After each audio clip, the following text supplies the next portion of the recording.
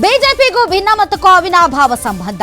ಈಗಿಂದ ಅಲ್ಲ, ದಕ್ಷಿಣ ಭಾರತದಲ್ಲಿ ಮೊಟ್ಟ ಮೊದಲ ಬಾರಿಗೆ ಬಿಜೆಪಿ ರಾಜ್ಯದಲ್ಲಿ ಅಧಿಕಾರಕ್ಕೆ ಬಂದಾಗಿನಿಂದ ಇಲ್ಲಿಯವರೆಗೆ ಭಿನ್ನಮತ ಅನ್ನೋದು ಬಿಜೆಪಿಯ ಸೆರಗಿನ ಕೆಂಡ. ಆ ಸೆರಗಿನ ಕೆಂಡದಿಂದ ಅವರಿಗೆ ಮುಕ್ತಿ ಇಲ್ಲ. ಕಾಲಕ್ಕೆ ತಕ್ಕಂತೆ ಆ ಕೆಂಡ ತಣ್ಣಗಾಗದಂತೆ ನೋಡಿಕೊಳ್ಳುವಂತಹ ಶಕ್ತಿಗಳು ಬಿಜೆಪಿಯಲ್ಲೇ ಇವೆ. ಹೀಗಾಗಿ ಭಿನ್ನಮತ ಅನ್ನೋದು ಅಧಿಕಾರದಲ್ಲಿ ಇರಲಿ ಇರದೇ ಇರಲಿ, ರೆಬಲ್ಸ್ಗಳ ಕಾಟ ಬಿಜೆಪಿಗೆ ಇದ್ದದ್ದೇ.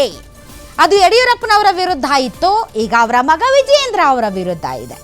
ಯಡಿಯೂರಪ್ಪನವರಿದ್ದಾಗ ಯಾರನ್ನೂ ಕೂಡ ಪಕ್ಷದಿಂದ ಉಚ್ಚಾಟನೆ ಮಾಡುವಂಥ ಸ್ಥಿತಿಗೆ ತಲುಪಿರಲಿಲ್ಲ, ಬೆರಳೆಣಿಕೆಯಷ್ಟು ಬಿಟ್ಟರೆ. ಆದರೆ ವಿಜಯೇಂದ್ರ ಅವರು ಯಾವಾಗ ರಾಜ್ಯಾಧ್ಯಕ್ಷರಾಗ್ತಾರೋ ಇದ್ದಕ್ಕಿದ್ದಂತೆ ರೆಬಲ್ಸ್ಗಳು ಜಾಸ್ತಿ ಆಗ್ತಾರೆ. ಯಡಿಯೂರಪ್ಪನವರು ಇದ್ದಾಗಲೂ ಅದೇ ಆಗಿತ್ತು. ಯಾವ ಲೆವೆಲ್ಗೆ ಅಂತ ರೆಸಾರ್ಟ್ ರಾಜಕೀಯ ಎಲ್ಲ ಮಾಡಿಬಿಟ್ಟಿದ್ರು ಸ್ವತಃ ಯಡಿಯೂರಪ್ಪನವರ ವಿರುದ್ಧ. ಇದೇ ರೆಡ್ಡಿ ಆ್ಯಂಡ್ ಗ್ಯಾಂಗ್ ಮಾಡಿತ್ತು, ರೇಣುಕಾಚಾರ್ಯ ಅವರು ಮಾಡಿದ್ರು, ಬಹಳ ಜನ ಮಾಡಿದ್ರು.